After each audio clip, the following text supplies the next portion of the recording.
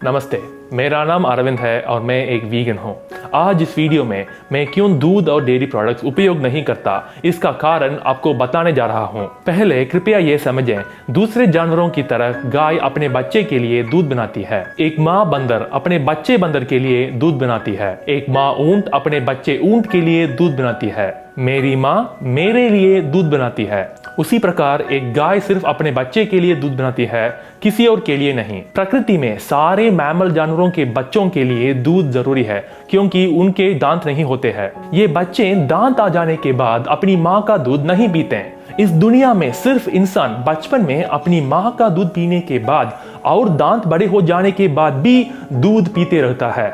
वह भी अपनी माँ से नहीं, लेकिन दूसरे जानवर से चोरी करके पीता है। अन्य महिलाओं की तरह गाय या भैंस गर्भवती होने पर ही या जन्म देने के बाद ही दूध का उत्पादन करती है। कृपया थोड़ा सोचें, हमारे देश में एक डेयरी फार्म में गाय या भैंस कैसे गर्भवती होती है। एक गाय या भैंस को बांध दिया जाता है, उसके पिछवाड़े में एक हाथ डाला जाता है, बैल वीर्य युक्त एक कैथेटर से उसकी योनि में इंजेक्ट किया जाता है।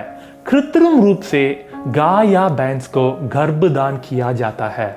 इसे अंग्रेजी में आर्टिफिशियल इंसेमिनेशन कहा जाता है। अगर हमारे देश में किसी महिला के साथ ऐसा ही होता है तो हम इसे क्या कहेंगे?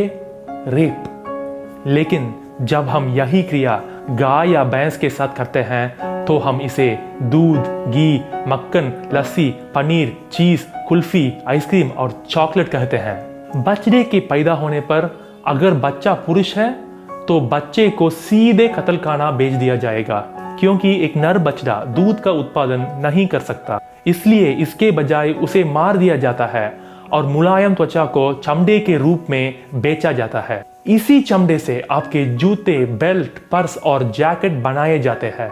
यदि मादा बच्चे का जन्म होता है तो उसे उसकी मां से अलग कर दिया जाएगा और उसे अपना दूध पीने की अनुमति नहीं दी जाएगी। यदि वह अपना दूध पीती है तो आप अपनी सुबह की चाय और शाम की कॉफी नहीं पी पाएंगे।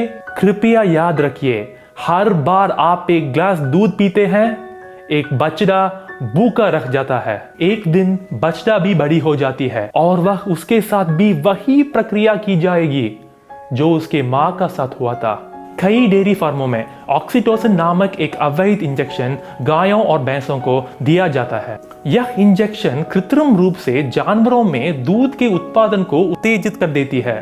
इसे दिन में 2 बार दिया जाता है और गायों और भैंसों को उसके वजह से प्रसव के जैसे दर्द होता है। इसलिए डेयरी किसान अधिक दूध बेचकर बड़ा लाभ प्राप्त कर पाता है। जो लोग दूध पीते हैं ना, वे कई और डेयरी प्रोडक्ट्स का भी उपयोग करते हैं। इस बीच गायों और भैंसों को नरक की सबसे गहरी खाई के समान पीड़ित किया जाता है और इस नरक को डेयरी फार्म कहा जाता है। कृपया सोचें कि उन गायों और भैंसों का कितना शोषण होता है। हम उसका बलात्कार करते हैं, हम उसके बच्चे को उसे छुड़ाते हैं और सहयोग न करने पर लाठियों से मारते हैं। इस मानसिक और शारीरिक यातना के 5 साल बाद उसका शरीर कमजोर हो जाता है और वह दूध का उत्पादन नहीं कर सकता है। इस अवस्था में उसको कत्लखाने भेज दिया जाता है, क्योंकि वो और धन लाभ नहीं दे सकती। इन गायों और भैंसों को उनके वजन के आधार पर बेचा जाता है। यदि गाय का वजन ज्यादा हो तो उसके ज्यादा मूल्य मिलता है। इसलिए ज्यादा धन लाभ पाने के लिए कुछ गायों को गर्भवती करने के बाद कत्लखाने भेज दिया जाता है। कई बार इन गर्भवती जानवरों को पूरी तरह होश में रहते हुए मार दिया जाता है और उनके गर्भ से बच्चे को चीर दिया जाता है। यह सब क्यों होता है? गाय इस स्थिति में है क्योंकि हम दूध का सेवन करते हैं। आपको विश्वास नहीं हो रहा होगा कि मैं क्या कह रहा हूं, लेकिन कृपया इस बात को सुने।